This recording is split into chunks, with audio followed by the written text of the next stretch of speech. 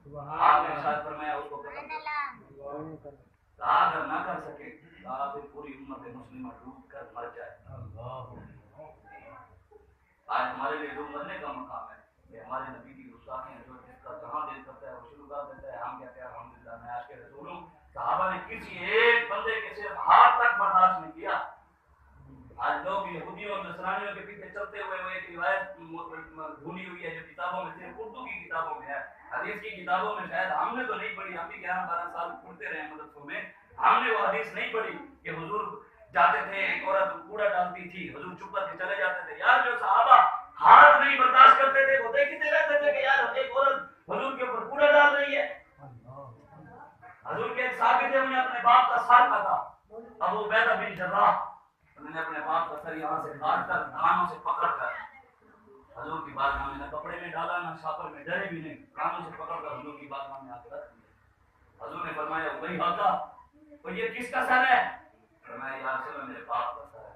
آپ نے کیوں کاٹا؟ کہا یا رسول اللہ آپ کی شان میں بکواس کیا، میں نے کاٹ کے رکھ دیا۔ سبحان اللہ۔ صحابہ نے تو اپنے باپ نے ابو بکر صدیق نہیں کہ آپ اپنے بیٹے، آپ کے بیٹے بعد میں مسلمان ہوئے نا تو آپ نے بیٹے نے آپ کو کہا کہ ابا جی فلاں جنگ کے موقع پہ آپ میری تلوار کے نیچے آئے تھے، میں کافروں کی سائڈ پہ تھا، آپ حضور کی طرف سے تھے، آپ میری تلوار کے نیچے آئے، میں نے آپ کو پاک سمجھ کر چھوڑ دیا تھا۔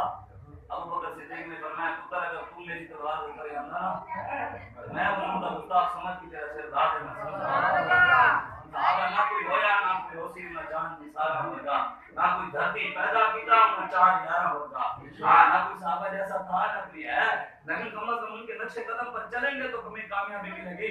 قبر میں رسول اللہ نے وہاں فرشتوں نے پوچھ لیا ماں کون تھا تقول کیا تھا رجل، بتا دنیا میں ان کے بارے میں کیا کہتا تھا؟ یا رسول اللہ فرشتوں یا حضور کی بارگاہ میں ہم کہیں گے یا رسول اللہ میں تو اپنے نبوت کے غداروں کے ساتھ کھڑا تھا، میں جو موسیٰ رسالت کے غدار تھے آسیہ منونہ کو چھوڑتے تھے، جو غیروں کو خوش کرتے تھے یہودیوں اور نصرانیوں کے، میں تو ان کا ساتھ دیتا تھا۔ حضور فرمائیں گے میں تو پھر تجھے جانتا نہیں تو کون ہے، میں نے تجھے دین کی خاطر یہاں پتھر کھا کر اپنے دام کی شہید کروائے۔ حضور نے فرما دیا میں نے تو اس دین کی خاطر اپنے خون مبارک بھی لوگ آن مجھے پائے کے مارے گئے پتھر۔ حضور نے فرمایا میں نے مٹی کے ٹوکرے بھی اٹھائے دین کی خاطر، اور میرے چچا نے اپنا کلیجہ نکلوا کر چبایا، میرے حسین نے ساتھ نیزے پہ چڑھایا، اے میرا ممتاز لازم منصوری پہ چڑھ گیا، تو بتا تو نے دین کے لیے کیا کیا؟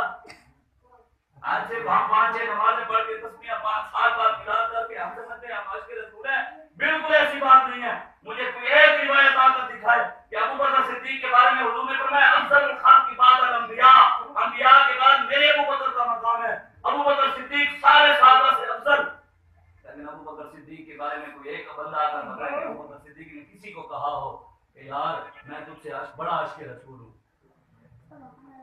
کسی صحابی کو بھی ابو بکر صدیق نے کبھی نہیں کہا۔ آج یہاں کسی MNA چیئرمین سے ہم بات کریں نا کہ یار بس کرو یار 70 سال ہو گئے تم لوٹ کے کھا گئے، واپس آؤ نظام مصطفیٰ کی طرف، حضور کے دین کی طرف آؤ، تو کہتے ہیں جاؤ مولوی ہم تم سے بڑے عاشق رسول ہیں۔ میں نے کہا عاشق کو بتانا نہیں پتا، عاشق کا عشق دور سے بتاتا ہے کہ عاشق رسول ہے۔ سیدی مرشدی یا نبی